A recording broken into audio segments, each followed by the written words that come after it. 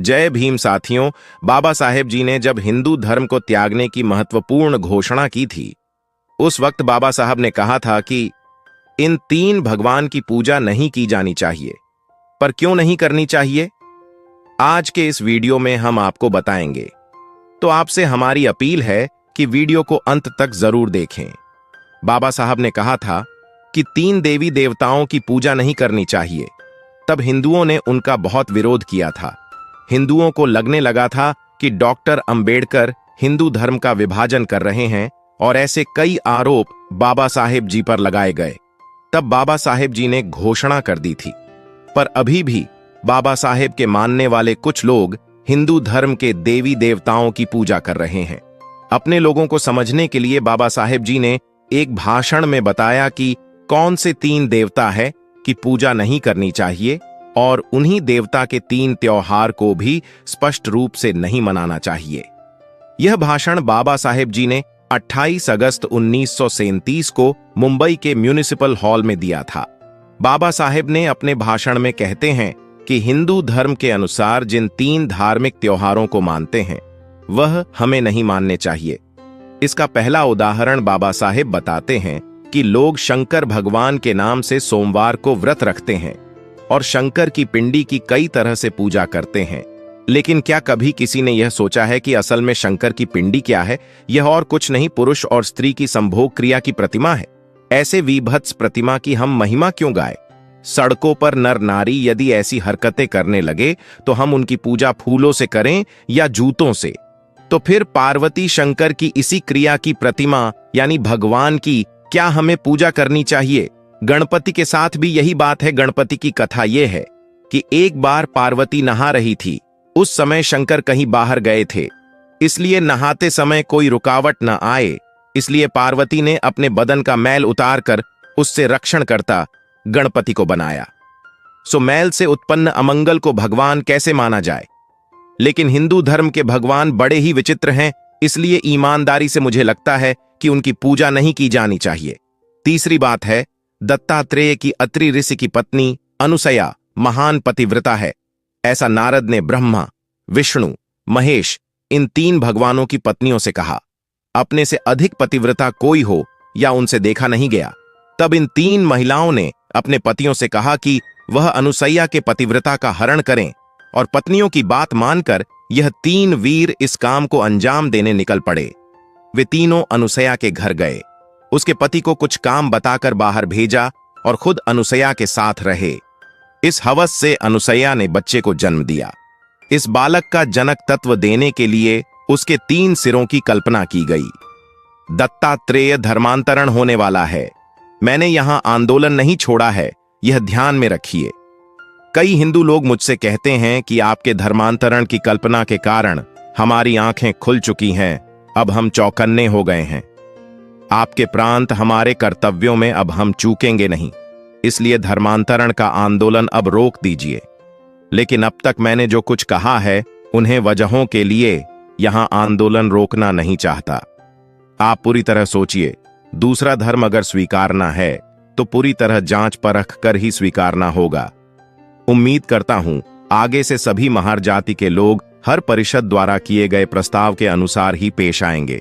तो दोस्तों, ऐसा कहते हुए डॉक्टर बाबा साहेब अंबेडकर जी ने अनुयायियों को बताया था कि किन किन त्योहारों को, देवी देवताओं को हमें नहीं मानना चाहिए। तो दोस्तों, मैं आपको एक बात साफ साफ बता देता हूं कि ये वीडियो मैंने किसी भी देवी देवताओं का अपमान करने के लिए नहीं बनाई है, बल्कि डॉक्टर बाबा साहेब अंबेडकर के तथ्यों के आधार पर कही है। अब सुनिए बाबा साहब की एक सच्ची कहानी। जब महारों ने बाबा साहेब की जान खतरे में डाल दी। इतना ही नहीं, इस घटना के बाद बाबा साहब जी के पैर की हड्डी भी टूट गई थी। इस कहानी में मैं जो आपको बताने जा रहा हूं उसे मैंने बाबा साहब के सहयोगी नानक चंद्र रत्तू की किताब से लिया है, जिसके बाद उन्हें चलने के लिए हमेशा लाठी का सहारा लेना पड़ा था। दोस्तों, यह बात है साल 1929 की। मुंबई की सरकार ने पशुओं द्वारा किए गए शिकायतों की जांच करने के लिए एक समिति का गठन किया था। बाबा साहब भी उस समय समिति में सदस्य के तौर पर काम कर रहे थे। समिति के कार्य के लिए बाबा साहब जी को खानदेश भेजा गया था।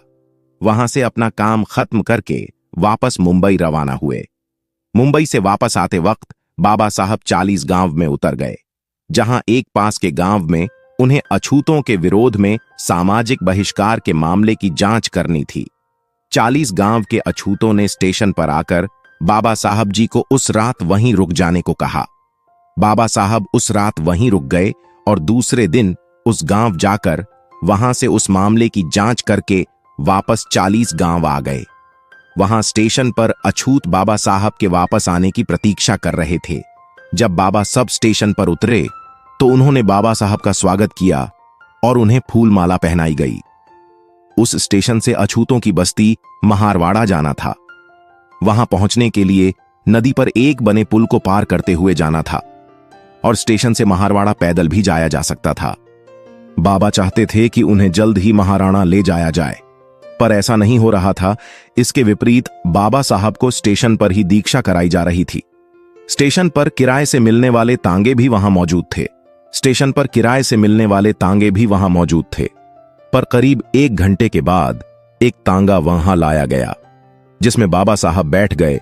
उस तांगे में तांगा चलाने वाला और बाबा साहब केवल 2 ही लोग थे और बाकी लोग एक छोटे मार्ग से पैदल ही निकल गए। तांगा वाला अभी 200 कदम ही नहीं चला था कि मोटरसाइकिल वाले से हटाने की टक्कर होते होते रह गई, जिसमें बाबा साहब को गंभीर चोट भी लग सकती थी। इस घटना से बाबा साहब आश्चर्य में पड़ गए कि रोज तांगा चलाने वाला आज इस तरह से तांगे को क्यों चला रहा है।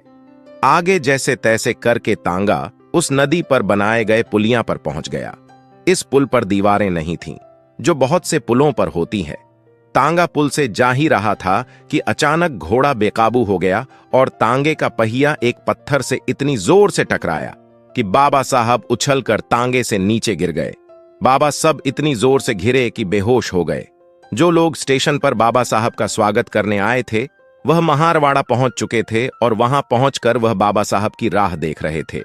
कुछ लोगों द्वारा बाबा साहब को इसी हालत में महारवाड़ा पहुंचाया गया। उन्हें कई चोटें आई थीं और उनके एक पैर की हड्डी टूट गई थी, जिस वजह से बाबा साहब कई दिनों तक चलने फिरने के योग्य नहीं थे। बाबा साहब सोच रहे थे कि उस पुल से तो रोज कई तांगे आते जाते होंगे, पर ऐसी घटना तो पहले कभी नहीं हुई। जब पूछताछ की गई तो असल बात पता चली। रेलवे स्टेशन पर जो देर हुई उसका कारण यह था कि कोई भी तांगा वाला बाबा साहब को अपने तांगे में ले जाने के लिए राजी नहीं था, क्योंकि बाबा साहब अछूत थे और महार जाति के लोग बाबा साहब को पैदल महारवाड़ा जाने नहीं देना चाहते थे। महार जाति के लोगों का सोचना था कि बाबा साहब के वहां पैदल जाना यह उनके शान के खिलाफ है। इस बीच रास्ते यह निकाला गया कि तांगे का मालिक किराए से तांगा देने को राजी तो हुआ, पर वह तांगा नहीं चलाएगा। अब महार लोगों को तांगा तो मिल गया था, पर तांगा चलाने वाला नहीं मिल रहा था। अंत में यह तय हुआ कि उनमें से ही कोई एक व्यक्ति तांगा चलाएगा। उन्हें लगा कि तांगा चलाने में कोई कठिनाई तो नहीं है। यह सोचकर एक आदमी ने घोड़े की लगाम थाम ली। अनुभव न होने की वजह से उसे एहसास हुआ कि तांगा चलाना यह उसके बस की बात नहीं है। वह इतना डर गया कि उसने घोड़े को काबू में रखने के सारे प्रयास ही छोड़ दिए, जिस वजह से घोड़ा बेकाबू हो गया और यह घटना घटित हुई। बाबा साहब की शान बचाने के चक्कर में 40 गांव के महार लोगों ने बाबा साहब की जान खतरे में डाल दी थी। इस घटना के बाद बाबा साहब को एहसास हुआ कि तांगे वाला, जिसकी हैसियत किसी नौकर से कम नहीं होती, वह भी खुद को अच्छे से श्रेष्ठ समझता है, फिर चाहे वह अछूत कोई बैरिस्टर ही क्यों ना हो। इस घटना के बाद डॉक्टर बाबा साहेब आंबेडकर जी को हमेशा चलने फिरने के लिए लाठी का सहारा लेना पड़ा। तो दोस्तों, यह कहानी भले ही ऊपर से किसी दुर्घटना के लगती हो, पर इस घटना का विश्लेषण करने पर पता चलता है कि बाबा साहब इतने बड़े विद्वान होने पर भी उनके साथ जातिवाद किया गया। और यह कोई एक घटना नहीं है, ऐसी अनेक घटनाओं का उदाहरण हमें बाबा साहब के जीवन से मिल जाएंगे। दोस्तों, आज की वीडियो में बस इतना ही। वीडियो पसंद आई हो तो एक लाइक करें और हां, कमेंट बॉक्स में जय भीम जरूर लिखें। इस चैनल पर मैं सिर्फ बाबा साहेब के जीवन से जुड़ी छोटी बड़ी सभी जानकारी लेकर आता रहता हूं। यदि आप बाबा साहब को पसंद करते हो और इनके बारे में और अधिक जानना चाहते हो तो हमारे अंबेडकर साहेब जी यूट्यूब चैनल को सब्सक्राइब कर लें। वीडियो को पूरा देखने के लिए धन्यवाद। आपका दिन शुभ हो।